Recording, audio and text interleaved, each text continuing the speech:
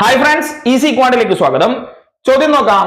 Find the average of first 15 multiples of 12. അതായത് 12ന്റെ ആദ്യത്തെ 15 ഗുണിതങ്ങളുടെ ശരാശരി. അപ്പൊ 12ന്റെ ആദ്യത്തെ ഗുണിതം 12, രണ്ടാമത്തെ ഗുണിതം 24, മൂന്നാമത്തേത് 36, അങ്ങനെ 15ാമത്തെ ഗുണിതം 180 ആണ്. നോക്കുക, ഇത് തുടർച്ചയായ സംഖ്യകളല്ലേ. അപ്പൊ നമുക്കറിയാം തുടർച്ചയായ സംഖ്യകളുടെ ശരാശരി എപ്പോഴും നടുവിലത്തെ സംഖ്യയായിരിക്കും അല്ലെ. അപ്പോ നമ്മൾ മിഡിൽ നമ്പർ എങ്ങനെ കാണും? Average is equal to first term plus last term divided by 2. അപ്പോ 192/2 എന്താ നമുക്ക് കിട്ടുക?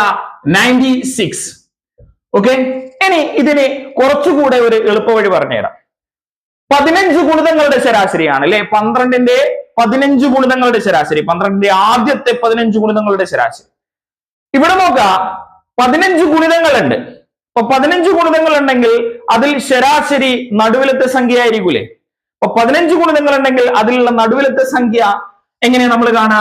1 + 15 ഡിവൈഡഡ് ബൈ 2, 8 ആണ് അല്ലെ. അപ്പോ 8ാമത്തെ ഗുണിതമായിരിക്കും ശരാശരി.